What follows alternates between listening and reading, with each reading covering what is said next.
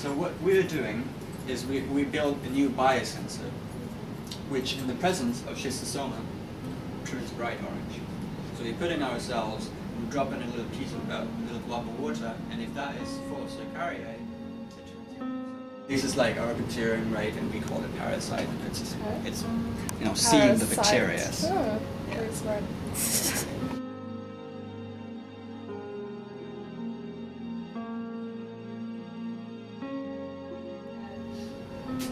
But this is something you really want to promote, the fact that synthetic biology is, you know, it has amazing potential in terms of biosensors. So, you know, if we could use it for diagnostics, for MTDs and things, and low cost if you just really cheap, yeah, really cheap. That's the key, I think, as well. Yeah. Well, the point about it, if you use biological biosensors.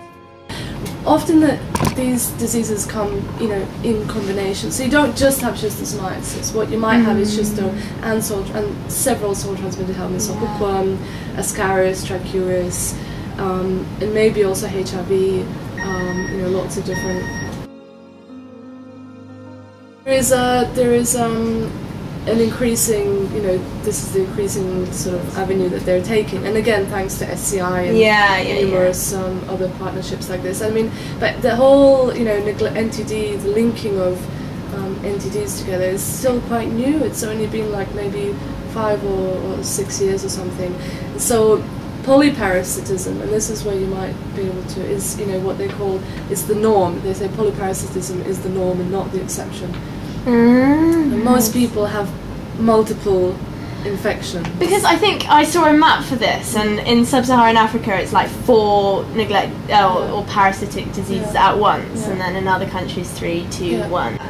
Yeah, that's the case. And if you have, you know, if you have one, or if you have 4, it has a very different effect, and we don't really know the full effect, but it has a different effect on your development, on, you know, and on society as well. If you're sick, if you're constantly, you know, not able to go to work or to provide, you know, for your family, and then your kids can't go to school because you're sick. So many knock-on effects. Yeah.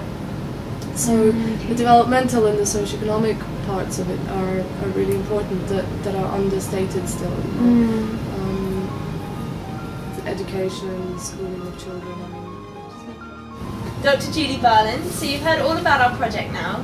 Can you just explain a little bit about your background and what your PhD focused on? My name is Julie, and I have a PhD in public health, epidemiology. My PhD was on schistosomiasis and soil-transmitted helminths in the Chinese setting. I'm actually a graduate of Imperial College many years ago, and I'm currently based at the London School of Hygiene and Tropical Medicine.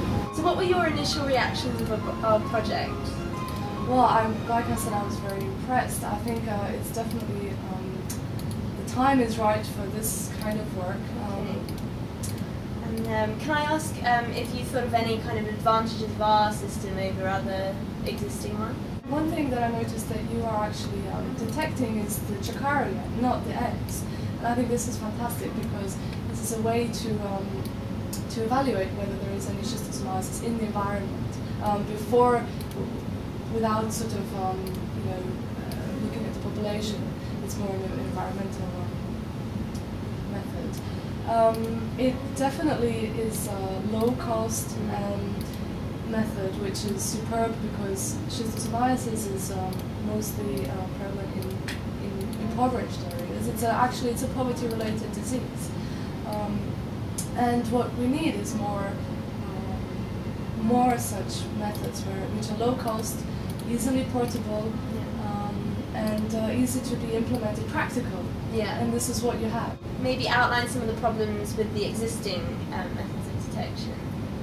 Well, mostly how we detect schistosomiasis at the moment in the field is through taking stool or urine samples from, you know, in the population, and sometimes ideally you should take several samples to increase the possibility of finding the eggs of the parasite.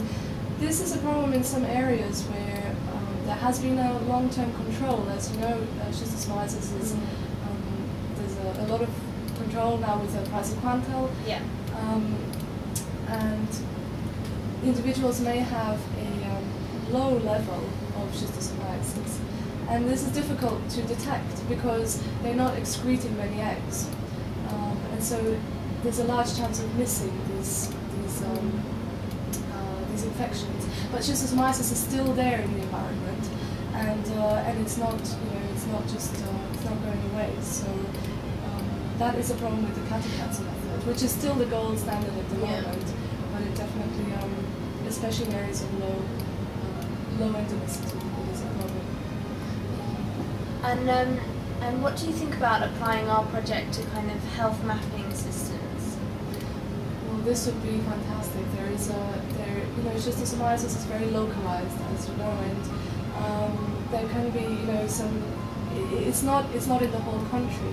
There can be some areas of the country which have very high prevalence, and others which have lower. The reasons for this are complex. Sometimes it's socioeconomic, mixed with behavioral reasons.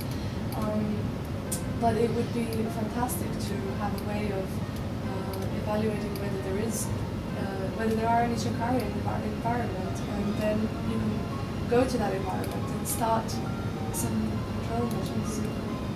And then one thing we'd really like to do with our project is one day to kind of be able to differentiate between species of schistosoma, because at the moment our system is applied to detecting schistosoma mansoni, but I know you work with schistosoma japonicum, so what do you think about that, to kind of differentiating between species? Well, that would be really important. Of course, as you know, in some places you have co-infections of Penotobium, mansoni.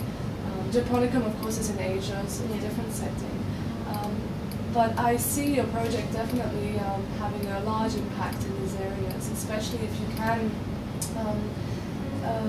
diversify to the other schistosoma species and also the other neglected tropical diseases. There is a huge need, and as we discussed, polyparasitism, multiple species infections is the norm but not the exception. So in these areas, and so if you can have one system, but which just can be tweaked a little, like you said, to look at many different infections, different species, then this is fantastic. Again, it's a way to integrate these different diseases together in one setting, because of course they often are prevalent together in the same setting. That's definitely a big advantage of synthetic biology, the modularity of it.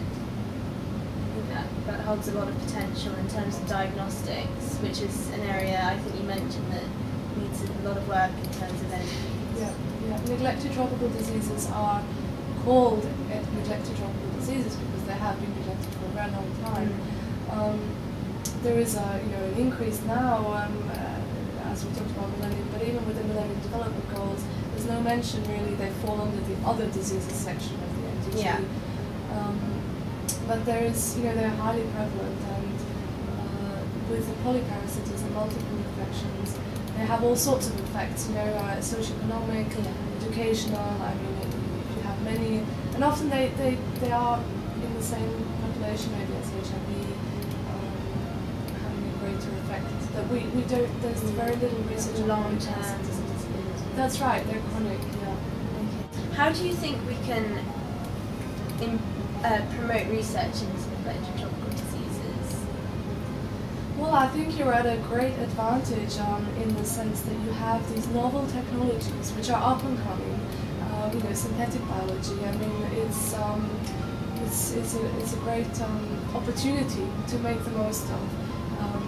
By linking it and forming partnerships with very existing long-term problems in developing, or health problems in developing countries, chronic issues which haven't had much attention. And if you can promote such research in developing countries with these low-cost novel technologies, this will be a great advantage for capacity building, forming partnerships, and using these new methods to develop, and your system can be used as a base, and from this base many new ideas can come.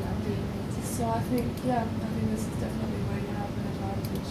Okay, well thank you very much for coming.